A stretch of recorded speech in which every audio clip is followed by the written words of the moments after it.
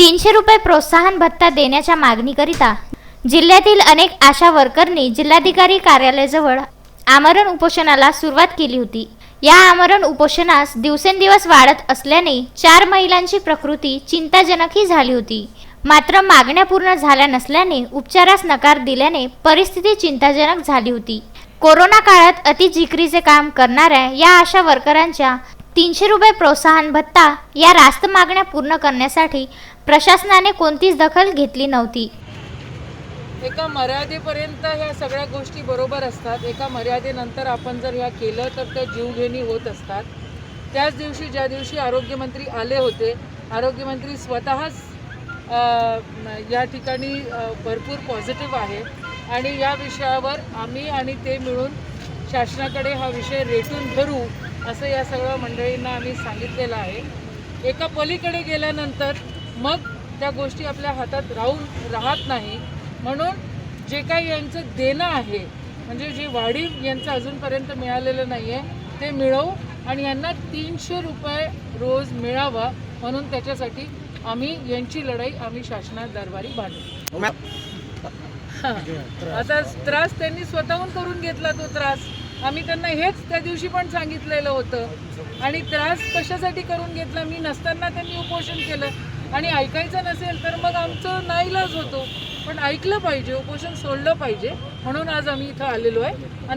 भीम ब्रिगेडचे अध्यक्ष राजेश वानखडे यांच्या नेतृत्वात या उपोषणास 6वा दिवस उलटला असताना समोर आक्रमक भूमिकेत आशा वर्कर असताना शेवटी पालकमंत्री ॲडव्होकेट यशोमती ठाकूर यांनी सोमवारी दखल घेतली। ठाकूर यांचा दौरा असताना त्यांनी आशा वर्कर यांच्या उपोषण मंडपाला भेट देण्यात आली। संपूर्ण आशा वर्करच्या मानधनात 200 रुपये वाढ तसेच 300 रुपये प्रोत्साहन भत्ता देण्यात येईल असे आश्वासन दिल्यानंतर सर्व कर्मचाऱ्यांनी आपले उपोषण मागे घेतले। पालकमंत्री ठाकूर यांच्या हातून शरबत घेऊन सर्वांनी आपले उपोषण मागे घेतले। यावेळी मागण्या पूर्ण झाल्यानंतर भीम ब्रिगेडचे अध्यक्ष राजेश वानखडे यांच्यासह सर्व आशा वर्कर यांनी प्रशासनाचे धन्यवाद मानले। तारखेपासून आम्ही भीम ब्रिगेड संघटनेच्या वतीने इथे उपोषणाला बसलेला आहे। तरी आम्हाला कलेक्टर साहेब तसेच आयुक्त साहेब यांची जास्त काही दखल दिसली नाही, परंतु आज आमच्या 7व्या दिवशी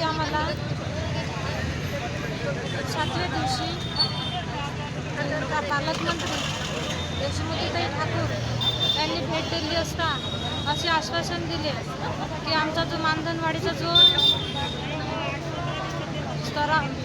प्रस्ताव आहे तो त्यांनी केंद्रात मांडणार आणि लवकरात लवकर ते आम्हाला मानधनवाढीचा मंजुरीसहित सगळ्या गोष्टी ते आम्हाला देणार आहेत करून।